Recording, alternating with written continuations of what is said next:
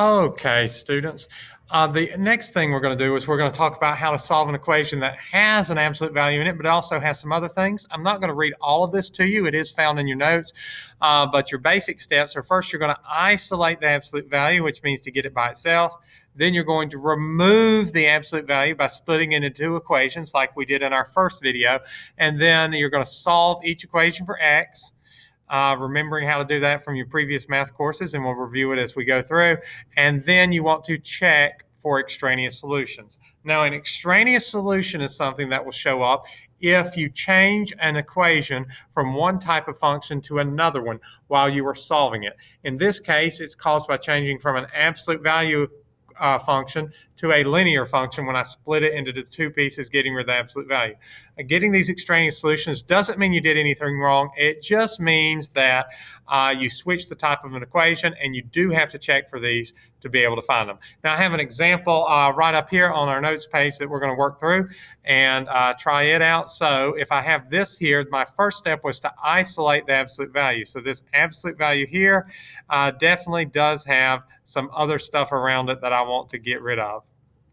So the first thing I'm going to do is try to remove the other stuff around the absolute value. Now I have a 3 and I have a plus 4.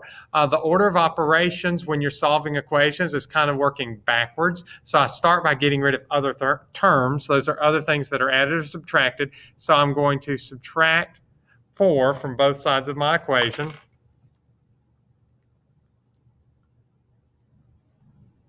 And then that's going to leave me with a 3 absolute value of x minus 1 equals 2.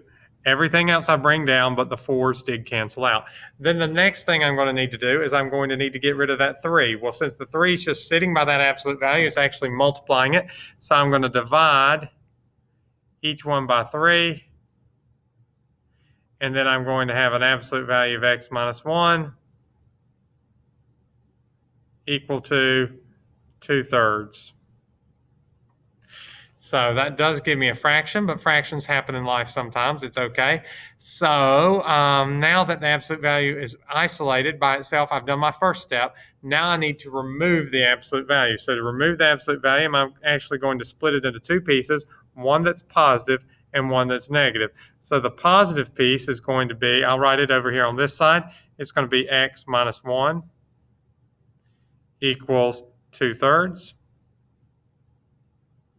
And then the negative piece is going to go on the other side. I'm going to write it on the other side, x minus 1 equals negative 2/3. And notice, like we did above, I did not change what was in the absolute value. I left it as minus 1. What was on the left side, it's what's on the right side that I changed. I left it alone for the positive side and then made it negative on the other side. Now to solve that, I'm going to add 1 to both sides. And you might need to pull a calculator out for this, but 1 plus 2/3 is 5/3. You could do 1 and 2/3, but mixed numbers are easier to plug back in if you're doing a multi-step problem. So we generally prefer mixed numbers, and we definitely prefer fractions to rounded decimals. We don't need the rounded decimals.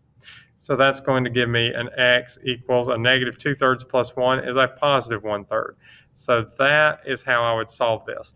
Now, the last step is I need to check for extraneous solutions. So what I mean by an extraneous solution is I'm actually going to take these and plug them back in to the original equation. So I'm going to take a 5/3 and plug it in where the x is. So to plug in the 5/3, 5/3 minus 1 would have been 2/3. Absolute value of 2/3 is 2/3. 2/3 times 3 is just a 2, and 2 plus 4 is 6 as I work through that step by step. Won't take the time to write it down. Now, I also need to check the other equation. I would plug in the 1/3.